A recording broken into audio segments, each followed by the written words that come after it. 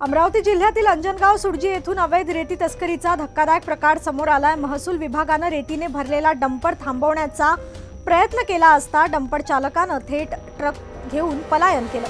पाठलाग सुरू होताच चालत्या ट्रकमधून 8 ते 10 ब्रास रेती रस्त्यावर सांडत शहरातील मुख्य रस्त्यावरच रेतीचे ढीग लावण्यात आले। या थरारादरम्यान महसूल अधिकाऱ्यांना धक्काबुक्की करून डंपर चालक आकोट रोडकडे पळाल्याचा आरोप आहे। शहानूर पुलापासून ते तहसीलदार निवासस्थानापर्यंत रस्त्यावर रेती सांडल्याने मोठ्या अपघाताचा धोका निर्माण झाला होता। दरम्यान रस्त्यावर सांडलेली रेती जेसीबीच्या मदतीने जप्त करण्यात आली असून महसूल विभाग आणि पोलिसांनी घटनास्थळी पंचनामा केलाय। दिवसाढवळ्या सुरू असलेल्या अवैध रेती तस्करीमुळे नागरिकांमध्ये तीव्र संताप व्यक्त होत असून महसूल प्रशासनाच्या पुढील कारवाईकडे संपूर्ण तालुक्याचे लक्ष लागले।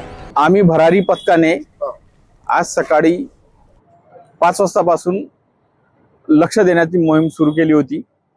त्या अनुषंगाने आम्हाला हा ट्रक सकाळी 5:45च्या दरम्यान परतवाड्याकडनं अंजनगावकडे येत असताना दिसला। आम्ही त्याला हात दाखवला, परंतु हा त्यावेळेस थांबला। परंतु लगेच त्यांना पाहिलं की बा हे भरारी पथक आहे। त्यांनी लगेच गेअर बदलून मोटर आपला त्याचा जो ट्रक आहे तो पळून नेला। पळून नेत असताना त्याचा जो मालक आहे 4 व्हीलर त्याची पांढरी स्विफ्ट नंबर MS 27 DL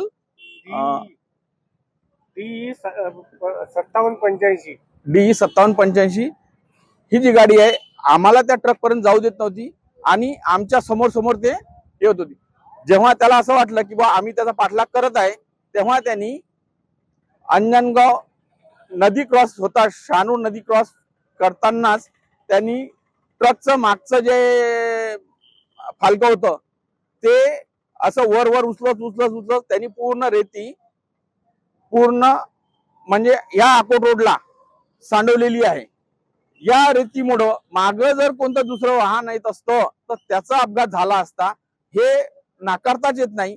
आणि त्यांनी जे आहे सुरुवातीला जे लंगडे साहेब आहे यांच्यासोबत जेव्हा त्याचा मालक जो थांबला होता त्यांनी धक्काबुक्की केली आहे। त्या अनुषंगाने आणि दुसरं असं की बा इतका मोठा